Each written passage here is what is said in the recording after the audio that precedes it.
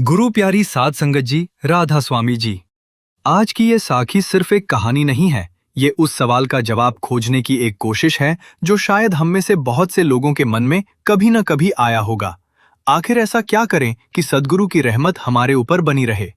क्या ऐसा कोई सरल रास्ता है कि जब जिंदगी में अचानक कोई मुसीबत आ जाए, जब चारों तरफ से रास्ते बंद दिखाई देने लगे, जब अपने भी जवाब दे दें, तब हम अपने सद्गुरु को याद करें और भीतर से कोई ऐसी ताकत हमें संभाल ले जिसका वर्णन शब्दों में करना मुश्किल हो?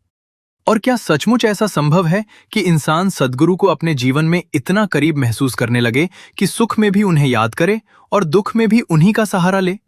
संगत जी, आज की साखी इन्हीं सवालों के इर्द गिर्द घूमती है।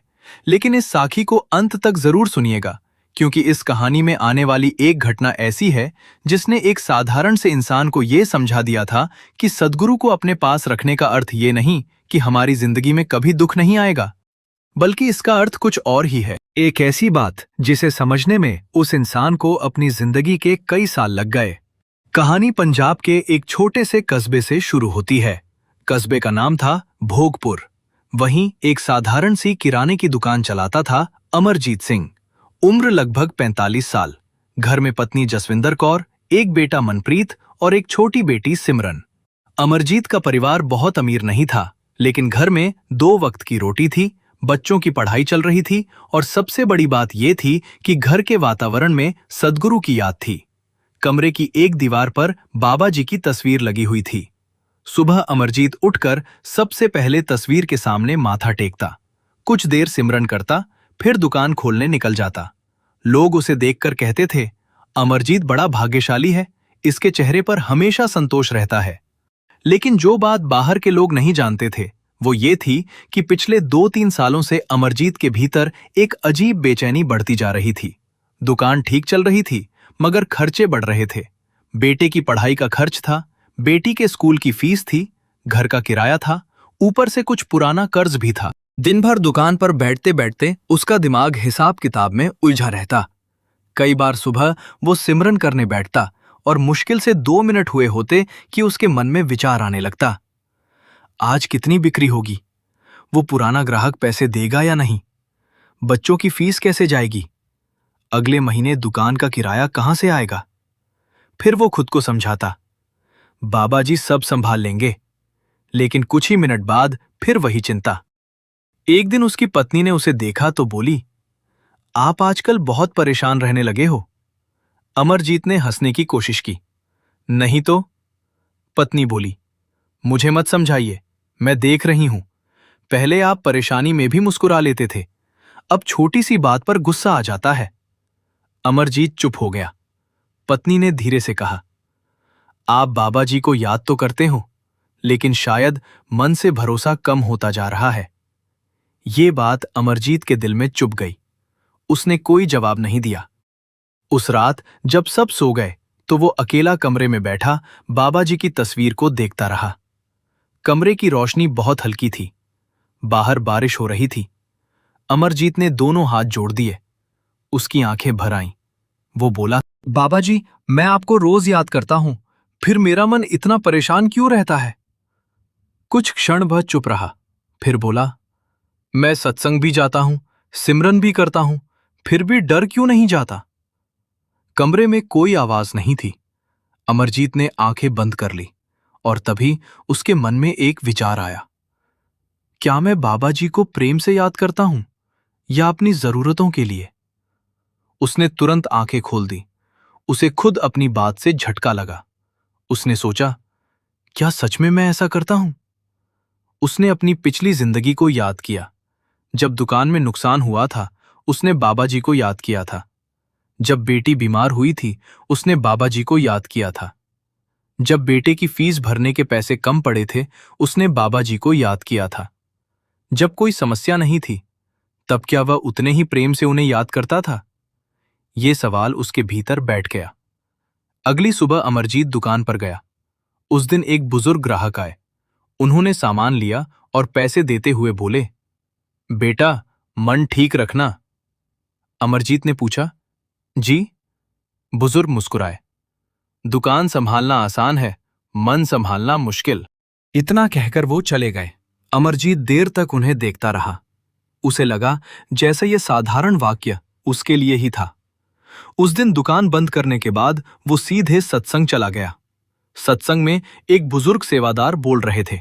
उन्होंने कहा, संगत जी, हम अक्सर कहते हैं कि मालिक हमारे साथ रहें, लेकिन जरा अपने मन से पूछिए कि हम मालिक के साथ कितनी देर रहते हैं। अमरजीत का ध्यान तुरंत उस ओर चला गया। सेवादार ने कहा, हम चाहते हैं कि मुसीबत आते ही मालिक हमारी रक्षा करें, लेकिन जब सुख आता है तब क्या हम उन्हें याद रखते हैं?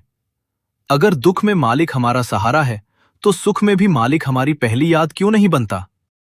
अमरजीत की आंखें झुक गईं। उसने महसूस किया कि बात उसके लिए ही कही जा रही है। फिर सेवादार बोले, सद्गुरु को पाने का सरल रास्ता बहुत कठिन नहीं है। सिमरन करो, सत्संग सुनो, सेवा करो, अपने व्यवहार को साफ करो और सबसे जरूरी, अपनी जिंदगी की हर परिस्थिति में मालिक की रजा को स्वीकार करना सीखो। अमरजीत ने उस दिन एक संकल्प लिया। उसने तय किया कि अब वो सिर्फ परेशानी में बाबा जी को याद नहीं करेगा, वो रोज थोड़ा समय सिर्फ धन्यवाद के लिए भी बैठेगा। अगले दिन से उसने ऐसा करना शुरू कर दिया।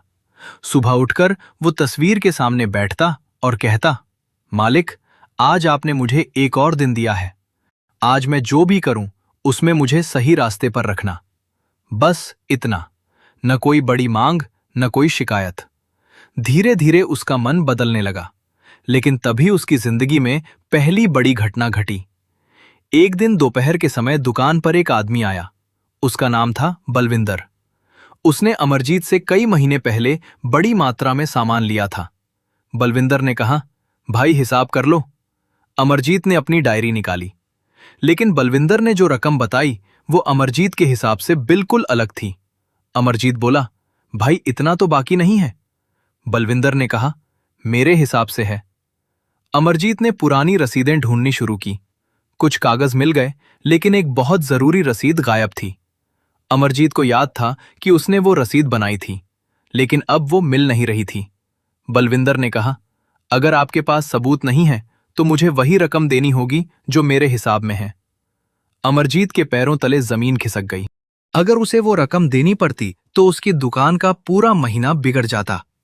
उसने कहा, मुझे थोड़ा समय दे दो। बलविंदर चला गया। अमरजीत ने पूरा दिन वो रसीद ढूंढी, दराजें खोल दी, पुरानी फाइलें निकाल दी, घर तक खोज लिया, लेकिन रसीद नहीं मिली। उस रात वो बहुत परेशान था। पत्नी ने पूछा, क्या हुआ? अमरजीत ने पूरी बात बताई। पत्नी बोली, बाबा जी पर छोड़ दो। अमरजीत ने पहली बार शिकायत नहीं की। वो बाबा जी की तस्वीर के सामने बैठा। उसने कहा, मालिक, अगर मेरी गलती है तो मुझे स्वीकार करने की ताकत देना। अगर मेरे साथ अन्याय हो रहा है तो मुझे सही रास्ते से निकलने की बुद्धि देना, लेकिन मुझे झूठ बोलने से बचा लेना। उस रात उसने कोई चमत्कार मांगकर आंखें बंद नहीं की। वो सिमरन करता रहा। सुबह दुकान खोलने के कुछ देर बाद एक पुराना ग्राहक आया। वो कुछ सामान लेने आया था। बातों बातों में उसने कहा, अमरजीत भाई, आपकी दुकान की पुरानी डायरी तो मेरे पास भी है। आपने कभी मुझे कुछ हिसाब लिख कर दिया था? अमरजीत ने तुरंत पूछा, कौन सी डायरी?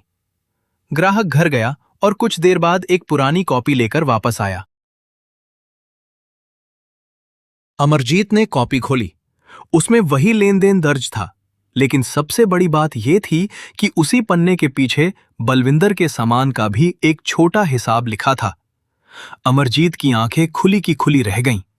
उसे उस कॉपी के बारे में बिल्कुल याद नहीं था। उसने तुरंत बलविंदर को बुलाया। हिसाब सामने रखा गया।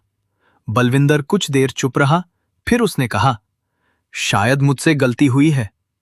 अमरजीत ने उस दिन सिर्फ अपनी दुकान नहीं बचाई थी, उसने एक बात सीख ली थी। जब इंसान सही रास्ते पर टिके रहने की कोशिश करता है तो कई बार रास्ता वहां से खुलता है जहां उसने सोचा भी नहीं होता। लेकिन अमरजीत की असली परीक्षा अभी बाकी थी, क्योंकि कुछ ही दिनों बाद उसकी दुकान में आग लग गई। रात करीब 2 बजे पड़ोसी ने दरवाजा खटखटाकर उसे जगाया। अमरजीत, जल्दी उठो, दुकान से धुआं निकल रहा है। अमरजीत बाहर भागा। दुकान के अंदर आग लगी हुई थी। उसने शटर खुलवाने की कोशिश की। लोग पानी डाल रहे थे। कुछ ही मिनटों में काफी सामान जल चुका था। अमरजीत सड़क पर खड़ा अपनी दुकान को देख रहा था। वो सामान जिसे उसने वर्षों की मेहनत से इकट्ठा किया था, उसकी आंखों के सामने राख हो रहा था। उसकी पत्नी भी पहुंच गई। वो रोने लगी। बच्चे भी घबराए हुए थे। अमरजीत कुछ नहीं बोल रहा था, बस आग को देख रहा था। कुछ देर बाद उसने धीरे से कहा, बाबा जी। पत्नी ने उसकी तरफ देखा। अमरजीत की आंखों से आंसू बह रहे थे, लेकिन उसके चेहरे पर अजीब सी शांति थी।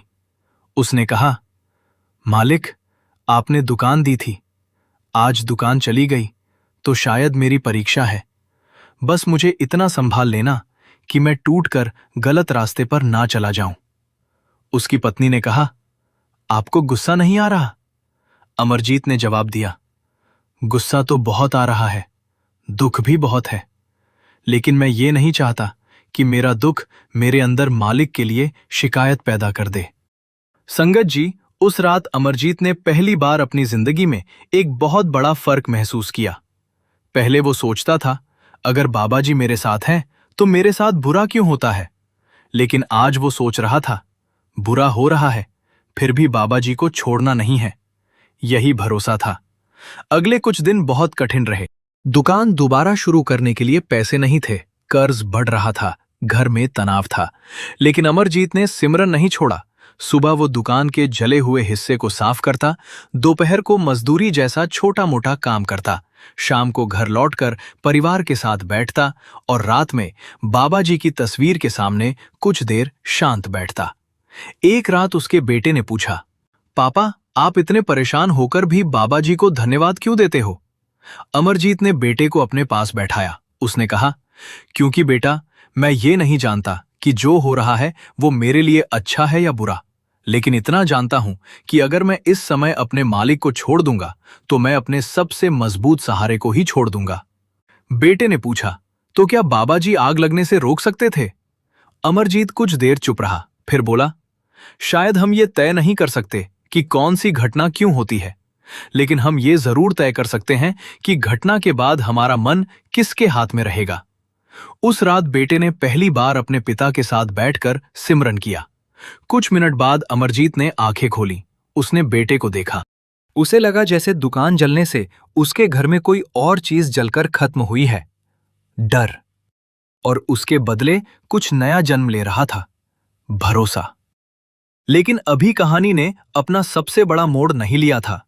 दुकान की आग के करीब 3 महीने बाद अमरजीत ने बड़ी मुश्किल से दुकान फिर खड़ी कर ली। हालात धीरे धीरे सुधरने लगे। उसे लगा कि अब शायद जिंदगी पटरी पर आ गई है। लेकिन एक शाम उसका बेटा मनप्रीत घर नहीं लौटा। पहले अमरजीत ने सोचा कि दोस्तों के साथ होगा, फिर फोन किया, फोन बंद था। 8 बजे, 9 बजे, 10 बजे, घर में चिंता बढ़ने लगी। अमरजीत की पत्नी बार बार दरवाजे की तरफ देख रही थी। रात करीब 11 बजे एक अजनबी नंबर से फोन आया। अमरजीत ने फोन उठाया। दूसरी तरफ कुछ सेकंड खामोशी रही, फिर एक आवाज आई, क्या आप मनप्रीत के पिता बोल रहे हैं? अमरजीत ने घबराकर कहा, हां, आप कौन? आवाज आई, आपका बेटा हमारे पास है। अमरजीत के हाथ से फोन लगभग छूट गया। उसने पूछा, क्या हुआ मेरे बेटे को? दूसरी तरफ से जवाब आया, पहले हमारी बात ध्यान से सुनिए। और यहीं से अमरजीत की जिंदगी की वो रात शुरू हुई जिसने उसे हमेशा के लिए सिखा दिया कि सद्गुरु की याद केवल शब्द नहीं होती। कभी कभी वही याद इंसान को उस समय संभालती है जब उसका अपना शरीर भी कांपने लगता है। अगर संगत जी आपको ये कहानी अभी तक दिल से जुड़ी हुई लग रही है तो एक छोटी सी विनती है, वीडियो को लाइक जरूर कर दीजिए और हमारे चैनल को सब्सक्राइब कर लीजिए। साथ ही बेल आइकन को प्रेस करके ऑल पर क्लिक कर दीजिए ताकि हमारी आने वाली सभी नई आध्यात्मिक साखियों का नोटिफिकेशन आपको समय पर मिलता रहे। और कमेंट में राधा स्वामी जी लिखकर अपना जिला और राज्य जरूर बताइए। हमें ये जानकर बहुत खुशी होती है कि देश के अलग अलग हिस्सों से संगत इन साखियों को सुन रही है। अब आगे जो हुआ वो अमरजीत के विश्वास की सबसे कठिन परीक्षा थी। दूसरी तरफ से आवाज आई, पहले हमारी बात ध्यान से सुनिए। अमरजीत का दिल इतनी तेजी से धड़क रहा था कि उसे अपनी सांसों की आवाज तक सुनाई दे रही थी। उसने कांपती हुई आवाज में पूछा, मेरे बेटे को क्या हुआ है? वो ठीक है ना? कुछ क्षण चुप्पी रही, फिर आवाज आई, वो ठीक है, लेकिन अगर उसे सही सलामत देखना चाहते हैं तो अकेले आइए। अमरजीत के हाथ पैर ठंडे पड़ गए। उसने तुरंत पूछा, तुम लोग कौन हो? फोन कट गया। अमरजीत कुछ सेकंड तक फोन को देखता रहा। उसकी पत्नी ने घबराकर पूछा, क्या हुआ? अमरजीत ने धीरे से कहा, मनप्रीत किसी मुसीबत में है। पत्नी की चीख निकल गई। घर में जैसे तूफान आ गया। बेटी रोने लगी। अमरजीत का भाई भी तुरंत घर पहुंचा। सबने मिलकर पुलिस को सूचना दी। पुलिस ने कहा, आप खुद कहीं मत जाइए, हम पता लगाने की कोशिश कर रहे हैं। लेकिन एक पिता के लिए इंतजार करना कितना मुश्किल होता है, ये उस रात अमरजीत ही जानता था। वो बार बार अपने बेटे का नंबर मिलाता, फोन बंद। वो बाबा जी की तस्वीर के सामने बैठा, आंखें बंद की, और पहली बार उसके मन में एक बहुत तेज आवाज उठी, मालिक, आज मुझे अपने ऊपर भरोसा नहीं है। मुझे डर लग रहा है, लेकिन मैं आपको छोड़कर कहां जाऊं? उसने सिमरन शुरू कर दिया। 1 मिनट, 10 मिनट, 20 मिनट, लेकिन मन बार बार बेटे की तरफ भाग जाता। कभी वो कल्पना करता कि बेटा कहां होगा, कभी सोचता कि उसके साथ क्या हुआ होगा, कभी खुद को दोष देता, मैंने उसे इतना समय अकेला क्यों छोड़ा? फिर अचानक उसे अपने सत्संग की एक बात याद आई। सिमरन का अर्थ ये नहीं कि मन में विचार कभी आएंगे ही नहीं। सिमरन का अर्थ है कि विचारों के बीच भी मन को बार बार मालिक की तरफ लौटा लाना।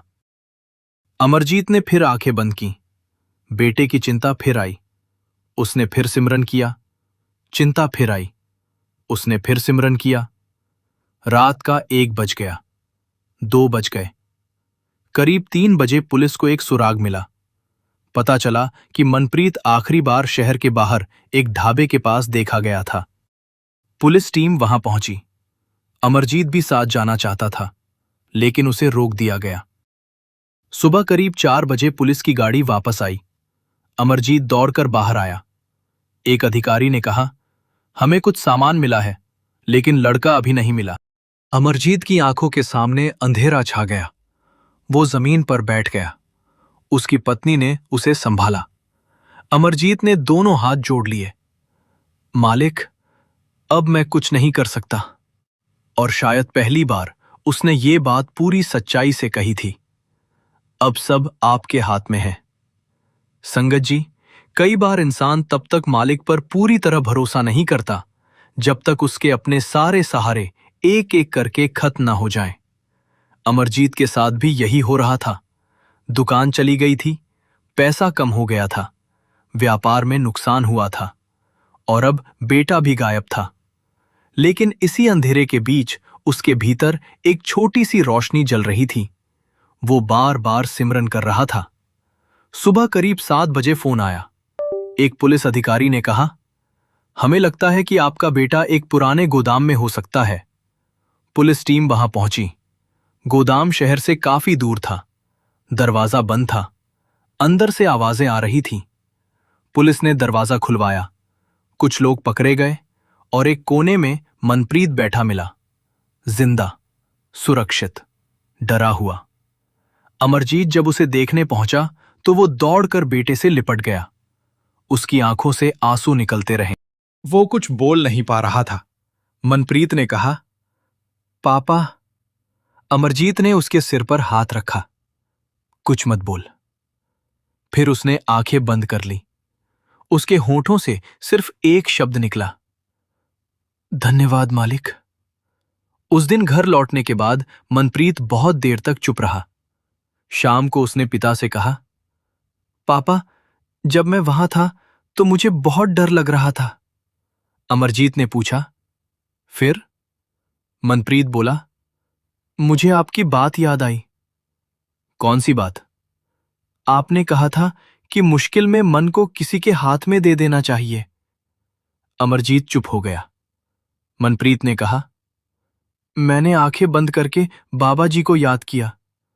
मुझे नहीं पता क्यों, लेकिन कुछ देर बाद मेरा डर थोड़ा कम हो गया। अमरजीत की आंखें भर आईं। उसने बेटे को गले लगा लिया। उस रात उसने अपनी पत्नी से कहा, आज मुझे समझ आया कि हमारी भक्ति का असर सिर्फ हम पर नहीं पड़ता। घर में कोई एक इंसान भी सच में मालिक को याद करने लगे तो उसका असर पूरे घर के वातावरण पर पड़ता है। लेकिन अमरजीत की समझ अभी पूरी नहीं हुई थी। कुछ दिन बाद वो अपने पुराने सेवादार से मिलने गया।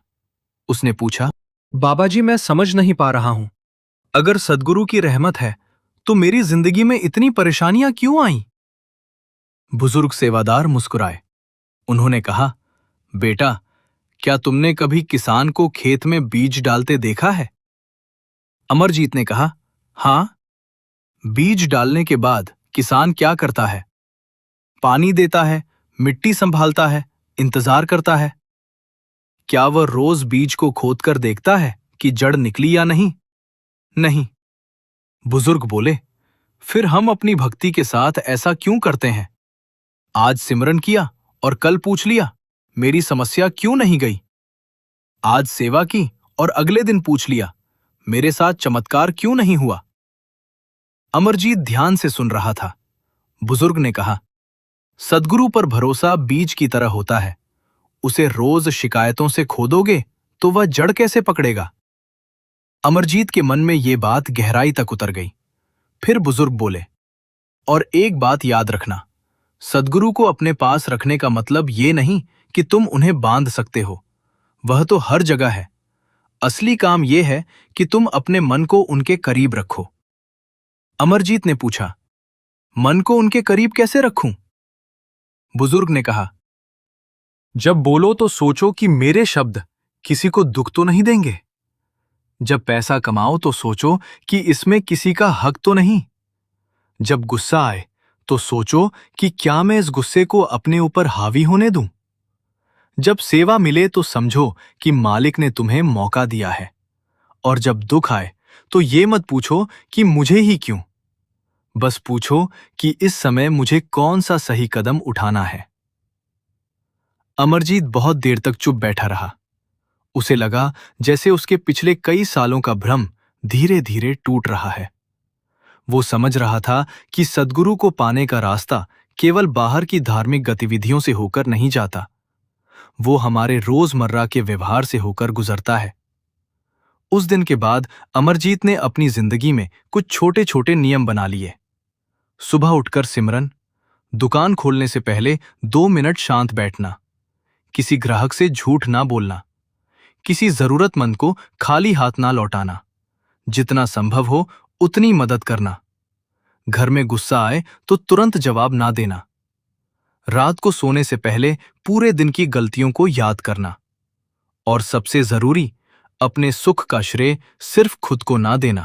कुछ महीनों में उसके व्यवहार में इतना बदलाव आया कि लोग उसे पहचान नहीं पाते थे। पहले जो आदमी हर बात पर चिढ़ जाता था, अब शांत रहता था। पहले ग्राहक से बहस करता था, अब समझाने की कोशिश करता था। पहले किसी गरीब को देखकर सोचता था कि ये मेरा ग्राहक नहीं है, अब अगर कोई भूखा आता तो पहले उसे चाय पिलाता। एक दिन एक बूढ़ा आदमी दुकान पर आया। उसके पास पैसे कम थे। उसने कहा, बेटा, बाकी पैसे कल दे दूंगा। अमरजीत ने कहा, आप सामान ले जाइए। बूढ़े ने कहा, अगर कल नहीं दे पाया तो? अमरजीत मुस्कुराया, तो कोई बात नहीं। बूढ़े ने उसे गौर से देखा। बेटा, तू बदल गया है। अमरजीत मुस्कुराया, शायद मालिक ने बदल दिया। वो बूढ़ा चला गया। अमरजीत उसे जाते हुए देखता रहा। उसे अचानक लगा कि शायद यही सेवा है। कोई बड़ा मंच नहीं, कोई नाम नहीं, कोई प्रशंसा नहीं, बस सामने आए इंसान के दुख को थोड़ा हल्का कर देना। धीरे धीरे उसकी दुकान फिर चलने लगी, लेकिन इस बार उसके पास पैसे आए तो उसके साथ अहंकार नहीं आया। उसने घर में कहा, अगर कभी हमारे पास जरूरत से ज्यादा हो तो समझना कि उसमें किसी जरूरतमंद का हिस्सा भी है। पत्नी ने मुस्कुराकर कहा, अब आपको सच में कुछ समझ आने लगा है। अमरजीत ने कहा, नहीं, बस इतना समझ आया है कि मैं अभी भी बहुत कुछ नहीं समझता। समय बीतता गया। एक दिन अमरजीत को शहर से बाहर एक बड़ा व्यापारिक प्रस्ताव मिला। अगर वो उसे स्वीकार करता तो उसकी दुकान से कई गुना बड़ा कारोबार खड़ा हो सकता था। उसका साझेदार बोला, ये मौका जिंदगी में बार बार नहीं आएगा। अमरजीत ने कागज देखे। सब कुछ ठीक दिखाई दे रहा था, लेकिन कुछ शर्तें ऐसी थीं जिन्हें पढ़कर उसका मन खटक गया। उसने कहा, इन शर्तों में कुछ गड़बड़ है। साझेदार हंस पड़ा। व्यापार में इतना सीधा आदमी नहीं चलता। अमरजीत ने कहा, मुझे व्यापार चलाना है, अपना मन नहीं बेचना। साझेदार नाराज हो गया। तुम्हारी यही भक्ति तुम्हें गरीब रखेगी। अमरजीत ने शांत होकर कहा, अगर ईमानदारी मुझे गरीब रखती है तो भी मैं उसे छोड़ना नहीं चाहता। उसने प्रस्ताव ठुकरा दिया। कुछ लोगों ने उसे मूर्ख कहा, कुछ ने कहा कि वो मौका खो बैठा। लेकिन करीब 1 साल बाद उसी कंपनी पर कानूनी जांच बैठी। कई लोगों का पैसा फंस गया। अमरजीत दूर खड़ा सब देखता रहा। उसने बाबा जी की तस्वीर की तरफ देखा। उसकी आंखों में आंसू थे। वो धीरे से बोला, मालिक, उस दिन मुझे लगा था कि आपने मेरा फायदा रोक दिया। आज समझ आया कि शायद आपने मेरा नुकसान रोक दिया था। संगत जी, यही तो हमारी सबसे बड़ी भूल है। हम चाहते हैं कि सद्गुरु हमारी हर इच्छा पूरी कर दें, लेकिन अगर हर इच्छा पूरी हो जाए तो शायद हम अपनी इच्छाओं के गुलाम बन जाएं। कभी कभी जो नहीं मिलता वही हमारी रक्षा कर रहा होता है। कभी बंद हुआ दरवाजा हमें गलत रास्ते से बचा रहा होता है। कभी किसी इंसान का हमसे दूर जाना हमें किसी बड़ी चोट से बचा रहा होता है। और कभी जीवन की कोई कठिन परिस्थिति हमें भीतर से इतना मजबूत बना रही होती है कि आने वाले बड़े तूफान में हम टूटे नहीं। अमरजीत अब इन बातों को धीरे धीरे समझने लगा था, लेकिन तभी उसकी पत्नी की तबीयत अचानक खराब हो गई। एक रात वो रसोई में काम करते करते बेहोश होकर गिर पड़ी। अमरजीत उसे तुरंत अस्पताल लेकर गया। डॉक्टरों ने जांच शुरू की। कुछ देर बाद डॉक्टर बाहर आए और बोले, हमें कुछ और टेस्ट करने होंगे। अमरजीत के चेहरे का रंग उड़ गया। उसे लगा जैसे जिंदगी फिर वही सवाल लेकर सामने खड़ी है, अब भरोसा कितना है। वह अस्पताल के एक कोने में जाकर बैठ गया। उसने आंखें बंद की। इस बार उसने बाबा जी से अपनी पत्नी को ठीक करने की मांग नहीं की। उसने बस कहा, मालिक, डॉक्टर अपना काम कर रहे हैं, मैं अपना काम कर रहा हूं। बाकी जो आपकी रजा है उसे स्वीकार करने की ताकत देना। फिर उसने सिमरन शुरू कर दिया। 1 घंटा बीत गया, 2 घंटे। वह वहीं बैठा रहा। कभी आंखों से आंसू आते, कभी मन घबराता, लेकिन हर बार वह फिर सिमरन में लौट आता। आखिर डॉक्टर बाहर आए। उन्होंने कहा, घबराने की जरूरत नहीं है। शुरुआती रिपोर्ट जितनी गंभीर लग रही थी, स्थिति उतनी खराब नहीं है। इलाज से संभल जाएगी। अमरजीत ने आंखें बंद कर ली। उसने सिर झुका दिया और उस क्षण उसे भीतर से एक बात बहुत साफ समझ आई। सद्गुरु की रहमत का मतलब हमेशा ये नहीं कि तूफान आए ही नहीं। कभी कभी रहमत ये होती है कि तूफान के बीच भी हमारा मन डूबने नहीं दिया जाता। अस्पताल से घर लौटते समय उसने अपने बेटे से कहा, मनप्रीत, एक बात याद रखना। बेटे ने पूछा, क्या? जब जिंदगी में बहुत सुख हो तब भी बाबा जी को याद करना, और जब दुख हो तब तो और भी ज्यादा। बेटे ने पूछा, पापा, क्या सिमरन करने से हर परेशानी दूर हो जाती है? अमरजीत ने कहा, मैं नहीं जानता, लेकिन इतना जानता हूं कि सिमरन करने से परेशानी के बीच हमारा मन संभल सकता है, और कभी कभी यही सबसे बड़ा चमत्कार होता है। बेटा चुप हो गया। कुछ दूर चलने के बाद उसने कहा, पापा, मैं भी रोज आपके साथ सिमरन करूंगा। अमरजीत ने बेटे की तरफ देखा। उसकी आंखें भर आईं। उसने सोचा, शायद यही मेरी सबसे बड़ी कमाई है। लेकिन उसे ये नहीं पता था कि आने वाले दिनों में एक ऐसी घटना होने वाली है जिसमें उसे अपने जीवन की सबसे बड़ी कुर्बानी देनी पड़ेगी। एक ऐसी परिस्थिति जहां उसे तय करना होगा कि वो अपने परिवार की सुविधा चुनेगा या वो रास्ता चुनेगा जिस पर चलना आसान नहीं होगा, लेकिन जिस पर उसका अंतरात्मा उसे सद्गुरु की याद में टिके रहने के लिए कह रही होगी। और इस बार फैसला सिर्फ अमरजीत की जिंदगी नहीं बदलेगा, बल्कि उसके पूरे परिवार की दिशा बदल देगा, क्योंकि अगले कुछ दिनों में उसके सामने एक ऐसा अवसर आने वाला था जिसमें करोड़ों की कीमत थी, और दूसरी तरफ था उसका विश्वास। अब देखना यह था कि अमरजीत किसे चुनता है। जिस प्रस्ताव की बात हो रही थी वो सचमुच बहुत बड़ा था। एक बड़े कारोबारी ने अमरजीत को अपने साथ काम करने का प्रस्ताव दिया था। अगर वो इस काम को स्वीकार कर लेता तो कुछ ही वर्षों में उसकी आर्थिक स्थिति पूरी तरह बदल सकती थी। नई दुकानें खुल सकती थीं, बड़ा मकान बन सकता था, बच्चों की पढ़ाई की सारी चिंता खत्म हो सकती थी, घर में गाड़ी आ सकती थी। लेकिन उस प्रस्ताव के साथ एक शर्त थी। अमरजीत को कुछ ऐसे सामान का हिसाब कागजों में अलग तरीके से दिखाना था जिससे टैक्स और कुछ दूसरी जिम्मेदारियां कम हो जाती। साझेदार ने उसे समझाया, अमरजीत जी, इसे गलत मत समझिए, व्यापार में ऐसी छोटी मोटी चीजें चलती रहती हैं। अमरजीत चुप रहा। उसने कागज फिर से पढ़े, फिर उसने कहा, मैं ये नहीं कर सकता। साझेदार ने हंसकर कहा, आपको इतना पैसा मिलेगा कि जिंदगी बदल जाएगी। अमरजीत ने धीरे से कहा, पैसा जिंदगी बदल सकता है, लेकिन अगर उसके लिए मन बदल गया तो? साझेदार ने उसे समझाने की बहुत कोशिश की। उसने कहा, आप बाबा जी को मानते हैं ना, फिर उनसे मांगिए कि सब ठीक हो जाए। अमरजीत ने उसकी तरफ देखा और बोला, मैं बाबा जी से ये नहीं मांग सकता कि वो मेरी गलत चीज को सही कर दें। कमरे में कुछ देर खामोशी रही। फिर अमरजीत उठ गया। उसने प्रस्ताव ठुकरा दिया। घर लौटते समय उसके मन में कई विचार चल रहे थे। उसे पता था कि उसने बहुत बड़ा मौका खो दिया है। घर पहुंचकर पत्नी ने पूछा, क्या हुआ? अमरजीत ने पूरी बात बता दी। पत्नी कुछ देर चुप रही, फिर बोली, आपने सही किया। अमरजीत ने आश्चर्य से पूछा, तुम्हें बुरा नहीं लगा?